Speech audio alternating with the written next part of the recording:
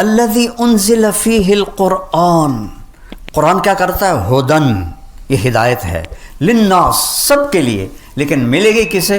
للمتقین، جو تقوی اختیار کرے گا، جس کی یہ چند صفات ہیں، اور ہر جگہ تقوی کو مختلف معنوں میں اللہ تعالیٰ نے بیان کیا ہے۔ اور بینات من الہدا، اور یہ کھول کے اس نے دلائل سے واضح کر دیا ہے، اینما تولوا فثم وجہ اللہ، جدھر دیکھو گے اللہ سامنے ہوگا۔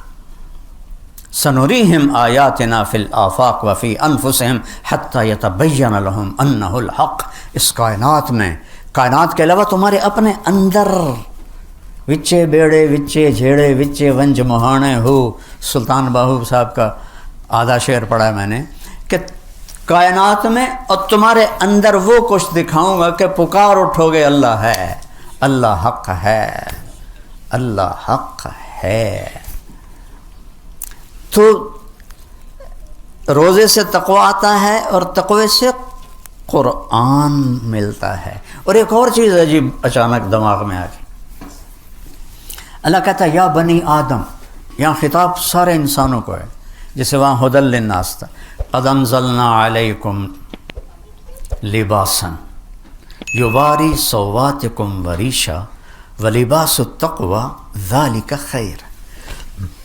اللہ نے ہمیں دو چیزوں سے بنایا ہے، ایک جسم ہے، ایک روح ہے۔ تو پہلے اللہ تعالیٰ فرما رہا ہے کہ اے آدم کی اولاد، مسلم غیر مسلم، عورت مرد، تم مانو یا نہ مانو، ہم نے تم پر لباس اتارا ہے۔ یو ایس اپیرل نے نہیں بنایا، ہم نے اتارا ہے لباس۔ یہ کیا کرتا ہے؟ یواری سوآتکم، تمہارے جسم کے عیب چھپاتا ہے۔ اچھا، ستارہ بھی چھپانے کو کہتے ہیں، ڈھانپنا۔ تو یہ اوکھا لفظ کیوں اللہ لایا ہے؟ ستارہ چھوٹا لفظ ہے، یواری بڑا لفظ ہے اور مشکل لفظ ہے۔ ستارہ ہوتا ہے اگر میرے گھٹنے سے نیچے تک نکر ہے، ٹھیک ہے، اور یہ میرا یہاں تک پیٹ ڈھکا ہوا ہے، بازو کھلے ہیں، پنڈلیاں کھلی ہیں، تو ستارہ کا مطلب وجود میں آ گیا۔ تو اللہ نے ہمیں ادھورا نہیں کپڑے پہنایا کہ یواری کہتے ہیں کسی چیز کو اس طرح چھپا دینا کہ نظر ہی نہ آئے۔ تو اللہ نے کہا یواری،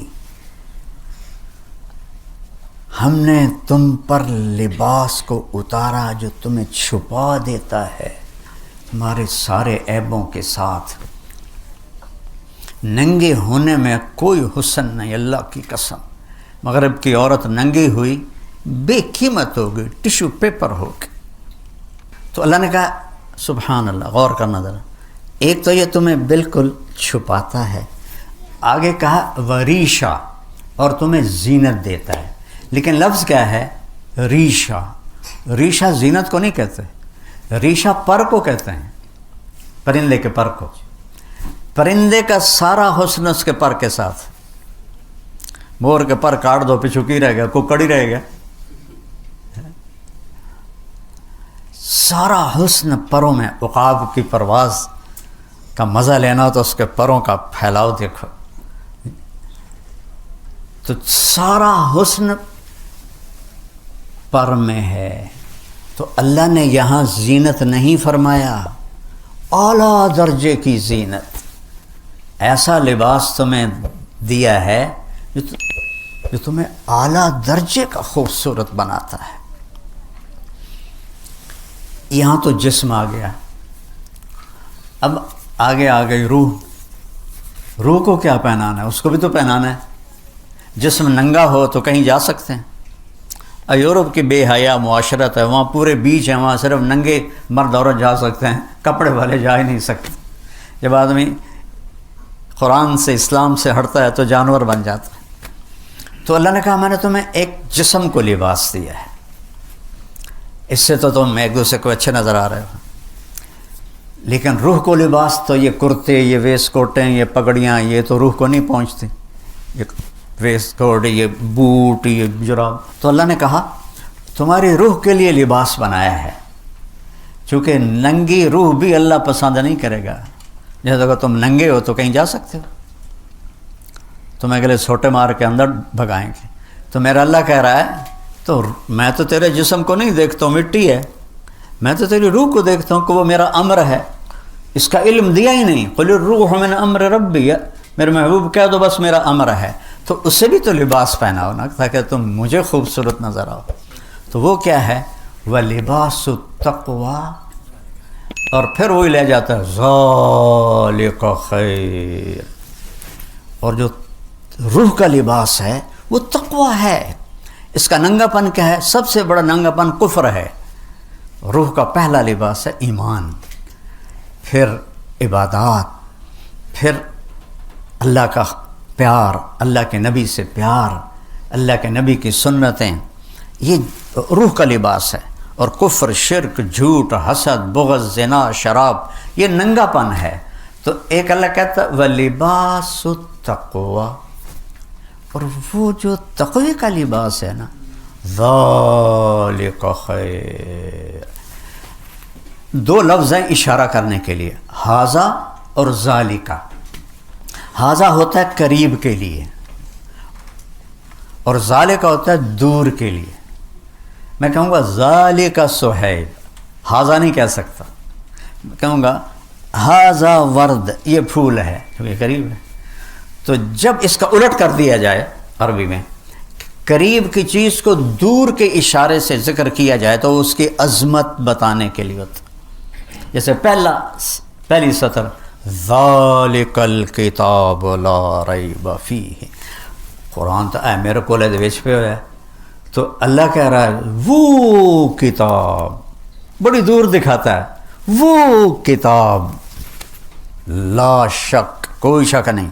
تو اب یہاں کہہ رہا ہے تقویٰ تو میں روح میرے اندر جو سوائے اللہ کے کسی کو نظر نہیں آتے، اور اس کے اندر تقویٰ، کھڈے کے اندر کھڈا، تو وہ تو صرف اللہ دیکھتا ہے.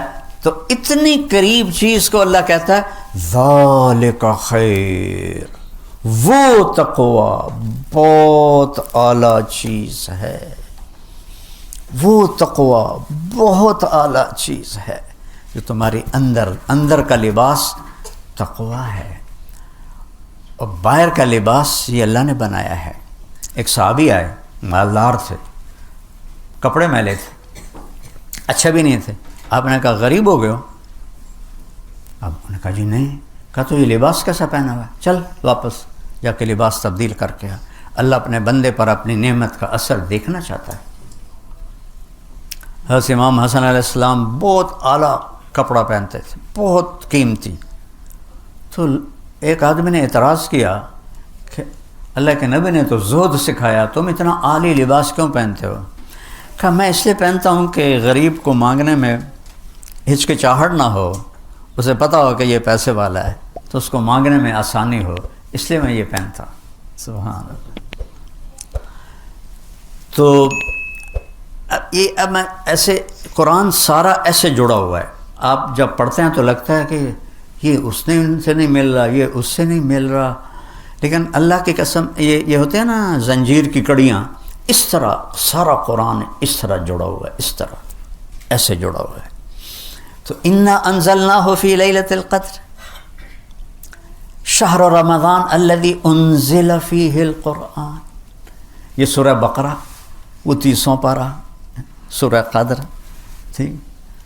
اور وَلِبَاسُ التَّقْوَىٰ ذَلِكَ خَيْرٌ سورہ رعد، لَعَلَّكُمْ تَتَّقُونَ سورہ بقرہ، اور ہدی للمتقین.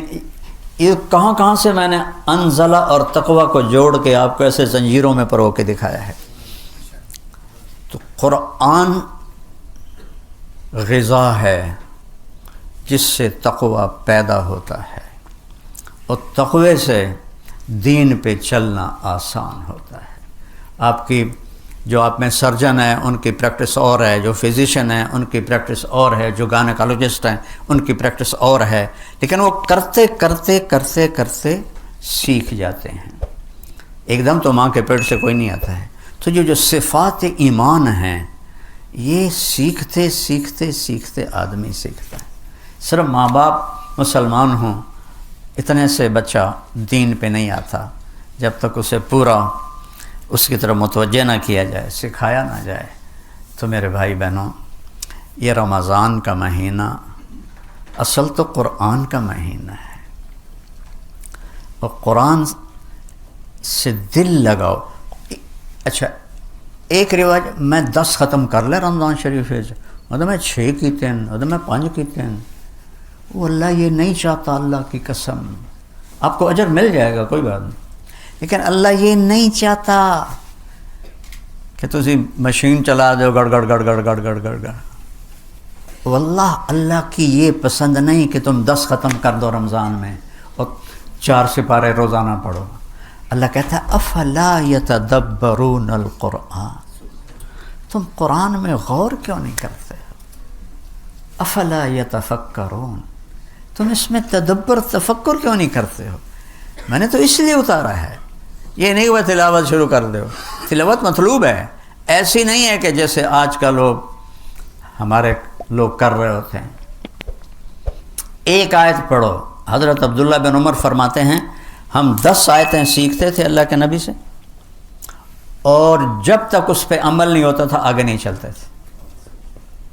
تو قرآن تو پیغام زندگی ہے، کیسے چلنا ہے؟ روزہ اس کو بوسٹ کرتا ہے، چونکہ یہ گناہوں سے آڑ بنتا ہے۔ آدمی حلال چھوڑ دیتا ہے تو حرام چھوڑنے کی بھی طاقت اللہ تعالیٰ پیدا فرما دیتا ہے۔ تو میری گزارش ہے بھائیو، قرآن سے دل لگاؤ۔ قرآن روح کی طرح ہے، روح ہو تو پورا جسم، پوری باڈی حرکت کرتی ہے۔ تو نماز، روزہ، حج، زکوٰۃ اور سخاوت، عبادت، یہ سب اعضاء و جوارح ہیں، اور اس کی روح قرآن ہے۔ جب قرآن میں طاقت آتی ہے تو سارے حرکت کرنے لگ جاتے ہیں، سب حرکت کرنے لگ جاتے ہیں۔ تو اپنے آپ کو قرآن کے ساتھ جوڑو۔ امت ٹوٹ گئی ہے قرآن سے، اللہ کی قسم ٹوٹ گئی۔ قرآن سے ٹوٹنا بہت بڑی تباہی ہے، کہ اس یقین ہو اللہ اس کے رسول کی بات کا، کہ جو اللہ نے کہہ دیا ہے حق ہے۔ ابو ذر غفاری رضی اللہ تعالیٰ عنہ کو حضرت عثمان نے جنگل میں بھیج دیا تھا، وہ ان کی کسی سے بنتی نہیں تھی، تو انہوں نے آخر تھک کے نا کہ ابو ذر تو ادھر چلا جا، ربضہ، مدینہ سے 150 کلومیٹر دور ایک صحرا، اور صرف وہاں سے حاجی گزرتے تھے حج کے دنوں میں، عراقی حاجی، باقی سارا سال وہ سنسان تھا۔ تو ان کی وفات کا وقت آ گیا، تو ان کی بیوی کہنے لگی اب تو مر رہا ہے، اور میں بوڑھی عورت، یہ بیٹی چھوٹی، اب تجھے غسل کون دے گا؟ تمہیں کفن کہاں سے دیں گے؟ تیری قبر کیسے کھودیں گے؟ تمہیں دفن کیسے کریں؟ وہ کہنے لگے یا ام عبداللہ، جہاں عرب میں عورت کی اولاد نہ ہو، بیٹا نہ ہو، تو اس کو ام عبداللہ کہتے ہیں، عزت کے طور۔ عبداللہ کی ماں، ما کذبت و ما کذبت، نہ میں جھوٹ کہہ رہا ہوں نہ مجھے جھوٹ کہا گیا ہے۔ میں ایک مجلس میں تھا، اللہ کے نبی نے فرمایا اس مجلس میں ایک آدمی ہے، اکیلا رہے گا، اکیلا مرے گا، اکیلا اٹھے گا، اس کا جنازہ مسلمانوں کی ایک جماعت پڑھے گی، لہٰذا یہ ہوگا۔ وہ کہنے لگی انا وقد انقطع الحاج، وہ اللہ دا بندہ حج دا زمانہ ہی نہیں، کون آئے گا اس راستے سے؟ کہ یہ نہیں مجھے پتا، جا بیٹھ جا راستے پر۔ شام تک بیٹھے رہی، واپس آ گئی۔ وہ کہنے لگی او میاں کوئی نہیں آئے گا۔ اگلا دن آیا، جاؤ بیٹھو۔ کہ میرا کیوں وقت ضائع کرنا ہے، میں کیوں اتنے جا کے، کہ میں کہہ جا رہا ہوں جاؤ بیٹھو۔ تیسرا دن آ گیا، وہ بیٹھی، دور سے غبار اڑتا نظر آیا، تو اس کے جسم مردہ میں جان ایک دم کھڑی ہو گئی، ایسے اپنا دوپٹہ لے رہا ہے ایسے۔ تو وہ کوئی 20 اونٹ سوار تھے، انہوں نے اپنے سواریاں موڑی، تو دیکھا تو ایک بڑھیا کھڑی ہے۔ وہ کہتی ہے ایک صحابی رسول ہے، اس کا جنازہ پڑھو گے؟ وہ کہنے لگے گا کون ہے؟ کہا ابو ذر۔ تو سب ایک دم رو پڑے کہ ہماری جانیں قربان ابو ذر پر۔ اور یہ کون تھے؟ حضرت عبداللہ بن مسعود اور ان کے شاگرد، اور یہ عمرے کے لیے جا رہے تھے مکہ، وہ عمرہ کے نہیں جا رہے تھے، وہ ابو ذر کا جنازہ بلا رہا تھا. تو جب وہ آئے نا تو پھر اپنی بیوی سے کہنے لگے دیکھ لیا تو نے، میں نے کہا تھا نا میں نے جھوٹ کہا ہے، نہ کہنے والے نے جھوٹ کہا ہے. تھوڑا سا یقین بنا لو اپنے نبی کی بات پر. کتنے برملا کہتے ہیں جھوٹ کے بغیر تو کام ہی نہیں چلتا. یا اللہ میری توبہ. فرمانے لگے دیکھو بھائی مجھے کفن وہ دے گا جو حکومت کا ملازم نہ ہو. حکومت خلافت عثمان ہے، اور کہہ رہے ہیں جس نے حکومت کی نوکری نہ کی ہو وہ مجھے کفن دے گا اور وہ میرا جنازہ پڑھے گا. تو ایک انصاری نوجوان بولے میں نے آج تک حکومت کی نوکری نہیں کی اور یہ احرام ہے میری ماں نے اپنے ہاتھوں سے تیار کیا ہے، کہا تو اس میں مجھے کفن دو. ابن مسعود موجود ہیں اور فرما رہے ہیں تو میرا جنازہ پڑھے گا. اللہ اکبر، کا انتقال ہو گیا. اچھا جب صبح ہوئی تو بیٹی کو بولا بیٹی آج مہمان آئیں گے ان کے لیے کھانا تیار کرو، بکرا ذبح کرو. تو وہ کہنے لگی اب بوڑھا باپ ہے جو کہہ رہا ہے چلو کر دو صدقہ ہی صحیح. تو کھانا پکانے میں لگ گئی. تو جب وہ انہوں نے جنازہ پڑھا اور فارغ ہو کے جانے لگے تو ان کی بیٹی نے کہا عبداللہ ابن مسعود سے یا عم حلم الی الغدا، کھانا کھا لیجیے. کہنے لگے انا لکی ھذا، تمہیں کیسے پتا کہ ہم آ رہے ہیں اور تم نے کھانا تیار کیا؟ کہ ابا نے کہا تھا کہ آج ضرور آئیں گے میرا جنازہ پڑھنے والے. کہنے والا جھوٹا نہیں تھا.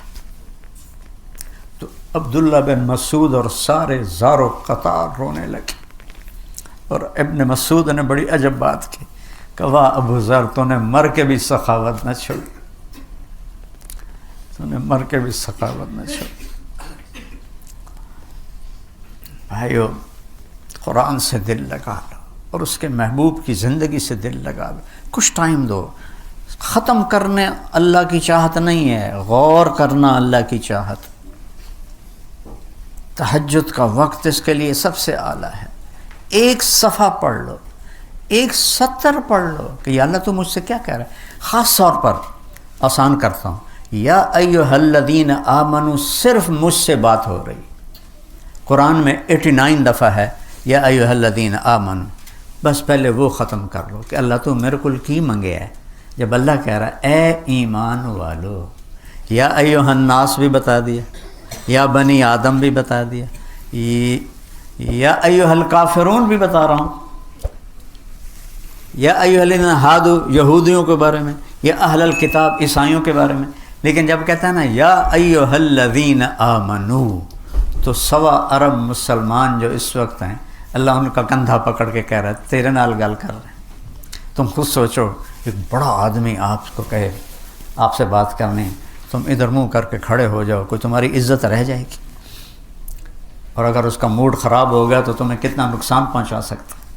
شہنشاہ اعظم یہاں سے ہاتھ میرا کندھا پکڑ کے کہتا ہے طارق جمیل تو ایمان والا ہے،